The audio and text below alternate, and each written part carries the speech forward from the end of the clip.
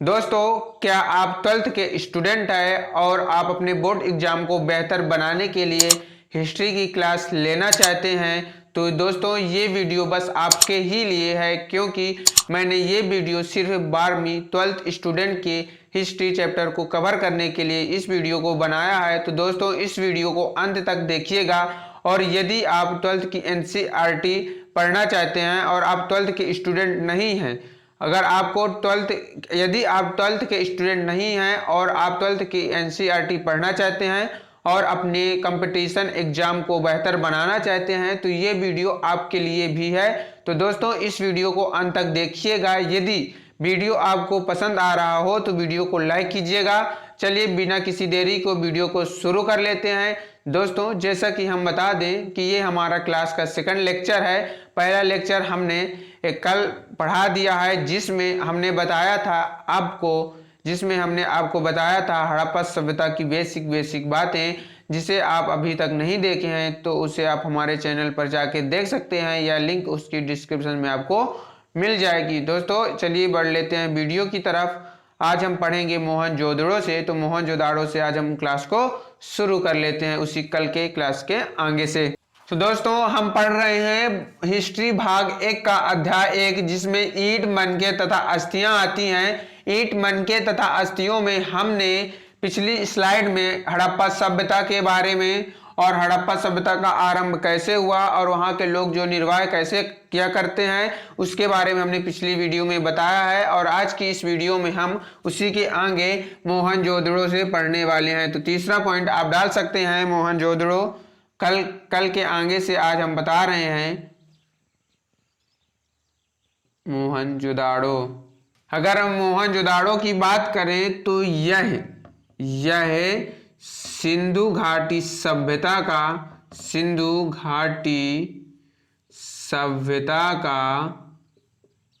सबसे मोहनजोदड़ो की अगर हम बात करें तो यह सिंधु घाटी सभ्यता का सबसे प्रसिद्ध पुरास्थल है।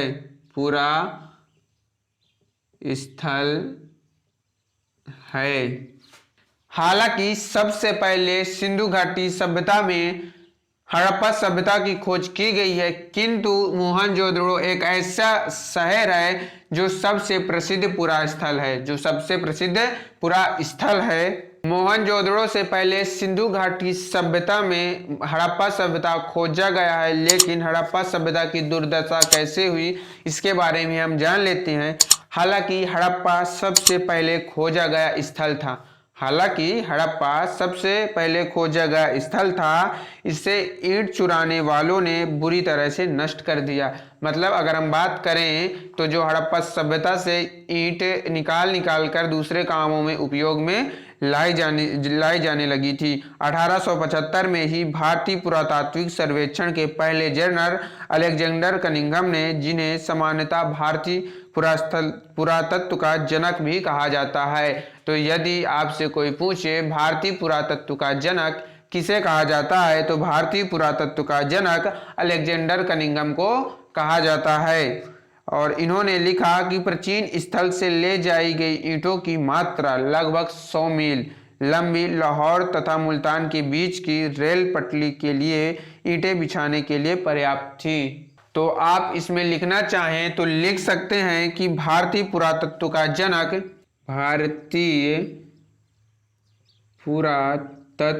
जनक अलेक्जेंडर कनिंघम। ये आपके लिए इंपॉर्टेंट है कि भारतीय पुरातत्व का जनक अलेक्जेंडर कनिंघम हैं, और यह सिंधु घाटी सभ्यता का सबसे प्रसिद्ध पुरास्थल है मोहनजोदड़ो। तो मोहनजोदड़ो में नालों का निर्माण की अगर हम बात करते हैं तो हड़प्पा शहरों की सबसे अनूठी विशेषताओं में से एक ध्यानपूर्वक नियोजित जल निकास प्रणाली थी। यदि आप निचले शहर के नक्शे को देखें तो आप ये जान पाएंगे कि सड़कों तथा गलियों को लगभग एक ग्रिड पद्धति में बनाया गया था। यदि आप निचले शहर के नक्शे को देखें, मतलब निचले शहर के अगर आप नक्शे को देखते हैं तो आप ये जान पाएंगे कि जो सड़कें तथा नालियां हैं उनको लगभग एक ग्रिड पद्धति में बनाया गया था। मतलब कि वह एक दूसरे को समकोण पर विभाजित करती है, समकोण पर काटती हैं। जहाँ से सड़कें आती थी और जो गलियां आती थी वो एक दूसरे को समकोण पर समद्विभाजित करती थी या काटती थी। इस प्रकार वहाँ का बनाया गया था और फिर उनके अगल बगल आवासों का निर्माण किया गया था। यदि घरों के गंदे पानी को गलियों की नालियों से जोड़ना था तो प्रत्येक घर की कम से कम एक दीवार का गली से सटा होना आवश्यक था। यह हुआ नालियों का निर्माण। तो इसमें नालियों का निर्माण ग्रिड पद्धति से किया जाता था। तो अगर आप इसमें लिखना चाहें तो इसमें नालियों का जो निर्माण है वो ग्रिड पद्धति से किया गया है। फिर हालांकि अधिकांश हड़प्पा बस्तियों में एक छोटा ऊंचा पश्चिमी तथा एक बड़ा लेकिन निचला पूर्वी भाग है। इस पर नियोजन में विविधताएं थी। धौलावीरा तथा लोथल जैसे स्थलों पर पूरी तरह बस्ती किलेबंदी थी तथा शहर के कई हिस्से भी दीवारों से घेर कर अलग किए गए थे। लोथल में दुर्ग दीवार में घिरा तो नहीं था पर कुछ ऊंचाई पर बनाया गया था। यदि आपको कुछ भी डाउट हो रहा हो तो प्लीज हमें कमेंट बॉक्स में बता दीजिएगा। अगर अब हम बात कर लेते हैं इसे ग्रह स्थापत्य के बारे में कि आखिर मोहनजोदाड़ो में ग्रह किस प्रकार बने हुआ करते थे। तो जो नाले थी इसमें आप लिख सकते हैं कि यह ग्रिड पद्धति पर आधारित थी। ग्रिड पद्धति अगर हम बात करें तो जो ये नालियां थी और ये जो सड़कें थी ये एक दूसरे को समकोण पर समद्विभाजित करती थी। ये ग्रिड पद्धति है। और नालियों के अगल बगल जो थे वो क्या थे, घर थे।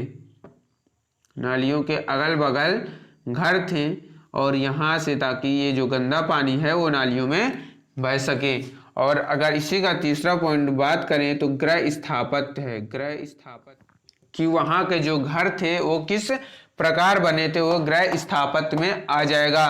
तो ग्रह स्थापत्य की बात करें तो मोहनजोदड़ो का निचला शहर आवासीय भवनों के उदाहरण प्रस्तुत करता है। इनमें से कई एक आंगन पर केंद्रित थे जिसके चारों ओर कमरे बने थे। अगर हम बात करें तो मोहनजोदाड़ो में ग्रह स्थापत्य इस प्रकार था कि यहाँ मतलब कि एक आंगन हुआ करता था। ये क्या हुआ करता था, आंगन हुआ करता था और यहाँ आसपास 4 कमरे हुआ करते थे। मतलब कि मोहनजोदाड़ो में इस तरह ग्रह स्थापत्य की शैली थी। यहाँ आंगन हुआ करता था और यहाँ आंगन था और आसपास ये कमरे थे, ये रूम थे। क्या थे, कमरे थे। ये ग्रह स्थापत्य में यहाँ बीच में आंगन हुआ करता था और आसपास कमरे हुआ करते थे।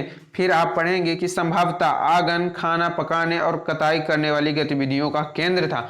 जो आंगन हुआ करता था, जो ये आंगन हुआ करता था वह क्या था, खाना पकाने और कताई करने जैसी गतिविधियों का केंद्र था। खास तौर से गर्म और शुष्क मौसम में, मतलब कि गर्मियों में और ठंडियों में अगर हम बात करें तो जो आंगन हुआ करता था उसी में अभी वर्तमान की तरह खाना बनाया जाता था और वहां पर सोया भी जाता था गर्मियों के समय में। कहाँ, आंगन पे ये केंद्र हुआ करता था। तो क्लियर, आपको कुछ समझ में आ रहा है। यहाँ का एक अन्य रोचक पहलू लोगों द्वारा अपनी एकांतता को दिया जाने वाला महत्व था। भूमि तल पर बनी दीवारों में खिड़कियां नहीं थी।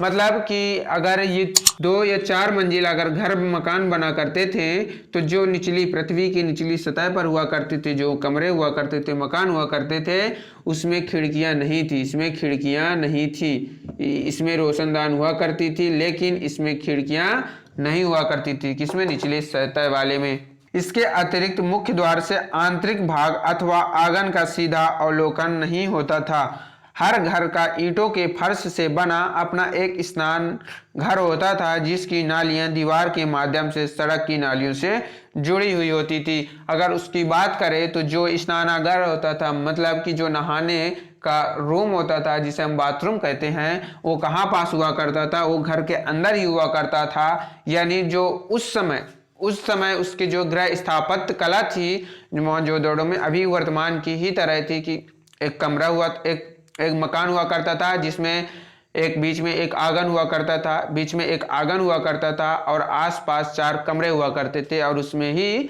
बाथरूम अटैच हुआ करता था जिसका हिस्सा जो है नालियों से घिरा हुआ था। मतलब कि जिसका जो मुख्य द्वार है, पानी कहाँ जाया करता था, दीवार से होते हुए नाली में मिल जाया करता था। ये मोहनजोदड़ो का स्थापत्य कला है। ग्रह स्थापत्य कला इस प्रकार बना करते थे।